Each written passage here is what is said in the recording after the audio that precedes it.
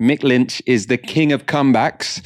And this week he didn't disappoint. In a media scrum following the announcement of strikes over the Christmas period, a Daily Mail journalist asked Lynch if he was proud to be referred to as Mick Grinch. Here's how he responded.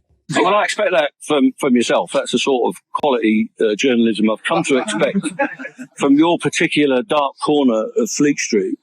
So you can call us what you want, and no doubt you will call us what you want, and you called Mr. Mosley one of the finest things that ever happened, as I remember, when you were back in the black shirt. Mr. Mosley is Oswald Mosley, leader of the British Union of Fascists. In the 1930s, they looked like a real threat, and it was the Mail who backed them.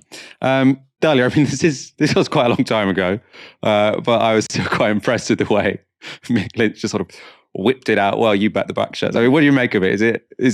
Should Mick Lynch move on, or is he well within his rights to bring up the Daily Mail supporting fascists? He's well within his right, because the kind of political angle that the Daily Mail comes from, the sick demonization of migrants, it's an incredibly right-wing paper. It's like if it had shifted dramatically away from that tradition, and we could say that, the role of the Daily Mail is no longer to foment right-wing and far-right, tendencies within the British population, then, maybe I could argue that it would have been nonsensical for Mick Lynch to draw up that history. But the point is that historical legacy is still present in the continued existence of the Daily Mail, particularly when it comes to the dehumanization of migrants. This is the first stage of fascism. This is still the kind of rhetoric and the kind of language that the Daily Mail is peddling in. And so he's completely right to bring up that legacy, because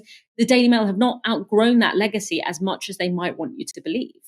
The question also tells you a lot about the media. We cut out the question because the sound quality was so bad, but essentially we've got a Daily Mail journalist saying, are you proud that people are calling you Mick Grinch?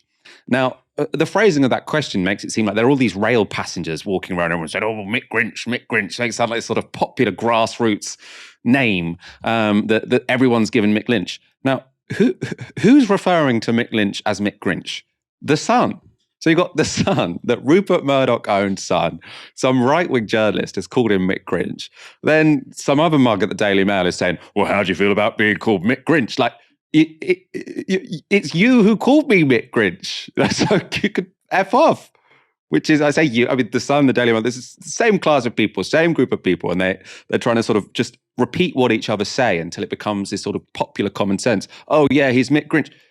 I beg a Sun journalist to find a single person who calls Mick Lynch Mick Grinch who isn't also paid by Rupert Murdoch.